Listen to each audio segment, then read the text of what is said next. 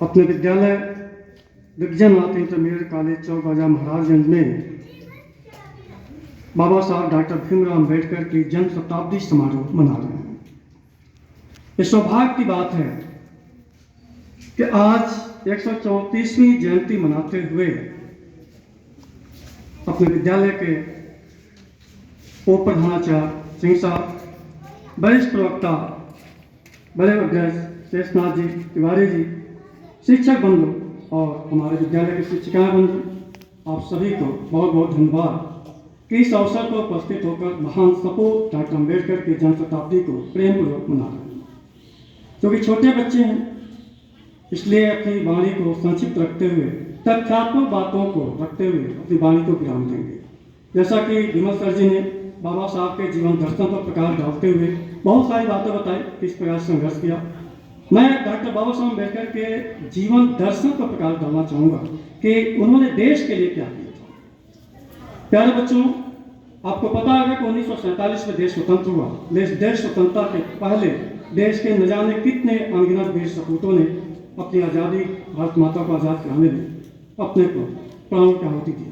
उनमें से डॉक्टर अम्बेडकर का अपना योगदान एक विशेष प्रकार का है, जिसमें संविधान निर्माण में उन्होंने अपनी संपूर्ण शक्ति लगा दिया था। 1947 में आज़ादी के पहले भारत में देशी रियासतें हुआ करती थी, जो 1947 की आज़ादी के समय 563 रियासतों में भारत बटा हुआ था। देशी रियासत और ब्रिटिश सरकार दो प्रकार की शासन व्यवस्थाएं होती हैं। देशी रियासत का मतलब है कि ब्रिटिश सरकार ने भारत में देशी राजाओं को राज्य करने का अधिकार दे रखा था। कुछ नियमों के अधीन रहते हुए वो अपने राज्य में शासन कर सकते हैं। बाकी संपूर्ण भारत में ब्रिटिश सरकार प्रधानमंत्री के अधीन गवर्नर जनरल के माध्यम से शासन किया जाता था। साइमन कमीशन 1928 में भारत आया था इस उद्देश्य के साथ कि भारत का संवैधानिक व्यवस्था में सुधार किया जाए। क्योंकि स्वतंत्रता आंदोलन की लड़ाई लड़ी जा रही थी, भारतीय राष्ट्रीय कांग्रेस पार्टी का जन्म हो चुका था, जिसका मुख्य उद्देश्य था भारत को स्वतंत्रता दिलाना।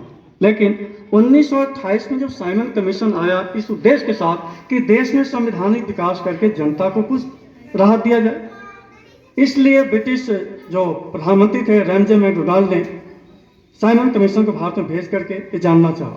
लेकिन जब साइमन कमीशन भारत लौटा तो संपूर्ण देश के लीडरों ने साइमन गो बैक का नारा लगा करके साइमन कमीशन का बहिष्कार किया। इसलिए ब्रिटिश प्रधानमंत्री रैमजे मैकडोनाल्ड ने ब्रिटिश भारतीय नेताओं से आग्रह किया कि ठीक है, आप सब लंदन आए हमारे इंग्लैंड में, हम सभी के साथ बैठ करके एक सम्मेलन करेंगे जिसका नाम है गोलमेज सम्मेलन। उसमें आपकी बात सुनेंगे कि आप क्या चाहते हैं। इस पर सभी पार्टियों के लीडर वहाँ इंग्लैंड में साइमन कमीशन के आह्वान पर पहुँचते हैं। गोलमेज सम्मेलन 3 हुए और तीनों सम्मेलनों को बड़े शांतिपूर्वक ढंग से आयोजन हुआ। निश्चित तौर पर कोई निष्कर्ष नहीं निकल पाया। इसलिए ब्रिटिश प्रधानमंत्री ने निर्णय दिया कि अगर गोलमेज सम्मेलन में आप लोग कोई एक निश्चित सिद्धांत प्रस्तुत नहीं कर पाएंगे तो हमारी शर्त के अनुसार आपको माननी पड़ेगी। हम जो निर्णय देंगे उसे आपको मानना पड़ेगा।